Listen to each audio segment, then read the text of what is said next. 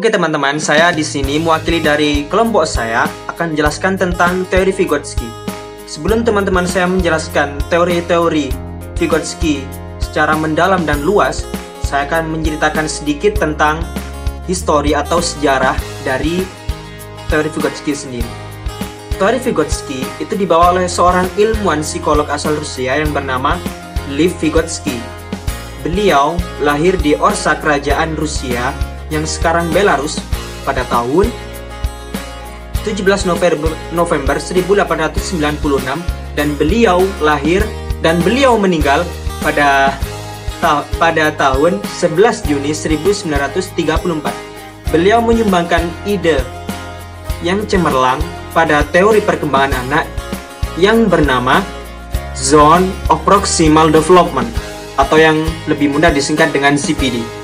Konsep ini menjelaskan tentang pengajaran kepada seorang anak dari pihak internal untuk mendapatkan hal yang baru. Sehingga pada suatu waktu seorang anak itu akan mempraktekannya dengan sendiri dan mandiri tanpa bantuan dari pihak internal itu tersebut.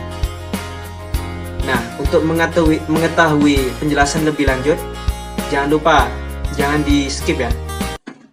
ZPD adalah konsep pertama kalinya Lev Vygotsky, ahli psikologi dari Uni Soviet yang diperkenalkan pada tahun 1896 sampai 1934. Vygotsky menyebut zona perkembangan proksimal ini dalam bukunya Mind in Society, The Development of Higher Psychological Process, Cambridge, Harvard University Press, tahun 1978.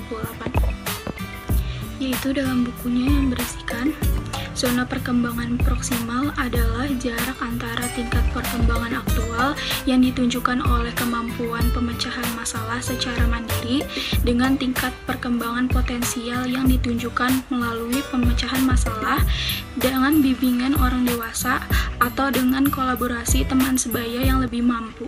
Saya ingin menjelaskan teknik scaffolding yang berada di teori Vygotsky.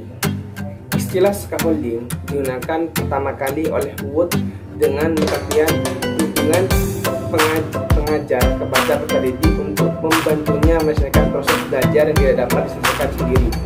Pengertian dari Wood ini sejalan dengan pengertian ZPD dari Vygotsky.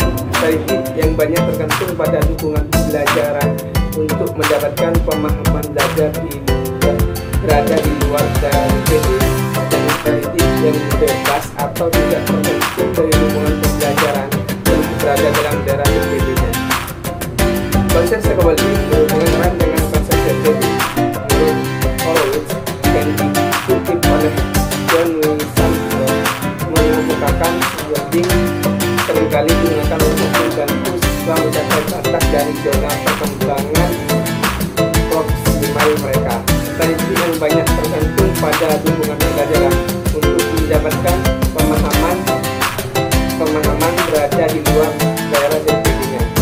Sedangkan strategi yang bebas atau tidak tergantung dari dukungan pembelajaran yang berada dalam daerah ZPD-nya.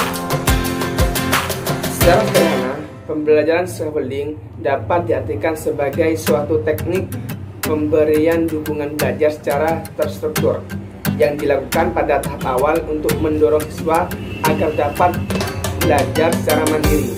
Pemberian dukungan belajar ini tidak dilakukan secara terus-menerus, tapi seiring dengan terjadinya peningkatan kemampuan siswa secara berangsur-angsur, guru harus mengurangi dan melepaskan siswa untuk belajar secara mandiri. Jika siswa belum mampu mencapai kemandirian dalam belajarnya, guru kembali memberikan dukungan untuk membantu siswa memperoleh kemajuan sampai mereka benar-benar mampu mencapai kemandirian. Dengan demikian, esensi prinsip kerjanya tampaknya tidak jauh berbeda dengan scaffolding dalam konteks mendirikan sebuah bangunan. Pembelajaran scaffolding sebagai sebuah teknik bantuan belajar dapat dilakukan pada saat siswa merencanakan, melaksanakan, dan merefleksi tugas-tugas belajarnya. Mungkin cukup ini yang dapat saya sampaikan. Bahasa dan pikiran menurut teori Vygotsky ialah seorang anak harus melakukan interaksi atau komunikasi sosial untuk menyelesaikan tugas-tugasnya. Nah, sedangkan bahasa dan pikiran itu mempunyai perkembangan sendiri-sendiri dan pada waktunya itu akan bersatu kembali. Itu tergantung dengan seorang anaknya itu bagaimana dia merespon atau menangkap cepat apa yang ada di lingkungannya gitu. Jadi secara bahasa, secara hakikat bahasa ialah ucapan yang timbul, yang keluar dari pikiran seseorang secara teratur dan menggunakan diri sebagai media.